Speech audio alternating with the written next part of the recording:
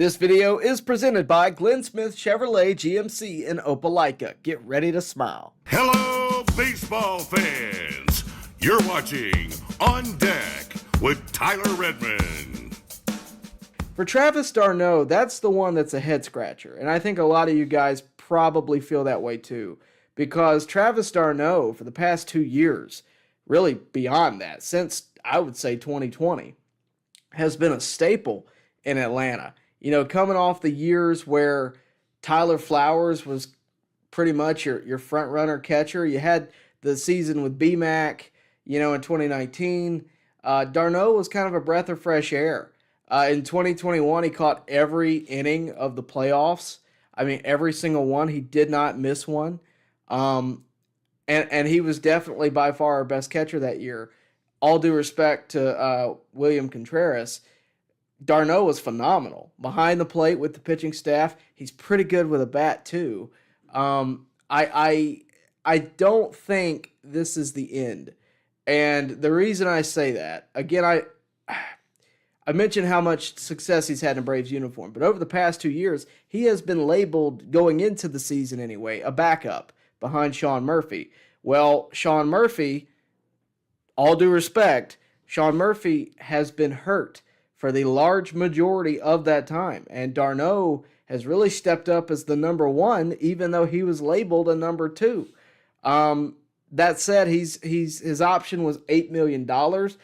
I think what's going on here, and I'm not the first to suggest this, but I think what's going on here is you have the Braves who are trying to cut costs where they can, and they're going to try to get d'Arnaud for less money.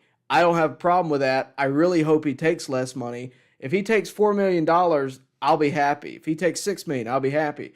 But I think Atlanta is going to try to negotiate with him to keep him here because they don't want to spend $8 million on a backup catcher. And if you're Atlanta, in a perfect world, Sean Murphy doesn't get hurt this year. He has a great performance this year. He finally turns into the catcher we thought we were getting when we signed him. And d'Arnaud can, either move on to a new team or really move in as a backup catcher. Either way, the Braves are not going to want to pay d'Arnaud $8 million. We're hammering down high prices at Glenn Smith Chevrolet in Opelika. New Chevy Silverado 4x4 crew cabs, discounted up to $14,000 off. Brand new 2025 Chevy Equinox, compact SUV with high-tech features, discounted up to $4,000 off. Enjoy your holidays with no payments until February. Choose from over 500 new and used on the lot or on the way. GlennSmith.com. Get ready to smile. I thought d'Arnaud deserved a little more, and the reason I say that, he's been day in, day out a guy we can count on. Just this year, he had a game where he had 3 homers. He performed a little rougher on the back end of the season for sure, but, wear and tear of a catcher, especially when the main guy has been out for a long stretch, that tends to happen. I genuinely hope d'Arnaud comes back to Atlanta. He has had by far the best years of his career in Atlanta. One of my favorite memories was back in 2020. We all know that I love Frank the Tank. Frank, if you're out there, you're one of my favorite, follows on TikTok, YouTube, whatever. New York Mets fan, and he's a standard New York Mets fan, basically. But I enjoy watching this channel because he is so emotional. There was one game, the Braves played New York, and d'Arnaud had the game of his life. And the Mets fans could not believe how much d'Arnaud had, flipped it around and really became an all-star type catcher. This guy never did anything! He never did anything! And now he comes in and he has the greatest game of his life! And he had. And I genuinely think his best years will be in Atlanta when it's all said and done. And I hope he stays here. I really do, because I think that he's affordable. He's too good to lose for a few $1 million in my book. And as a guy who's interviewed him and met him, couldn't be nicer. And beyond that, I genuinely believe that he is a leader in that clubhouse in more ways than one. I really hope he's back. And I wouldn't say that about everybody. I hope he's back. That said, you might be asking yourself, well, what are the Braves cutting costs for? Well, let's look at this. The Braves reworked the contracts of two pitchers, Reynaldo Lopez and Aaron Bummer. Lopez, 3 years, $30 million. Bummer, 2 years, $13 million. Lopez, I think, was obvious.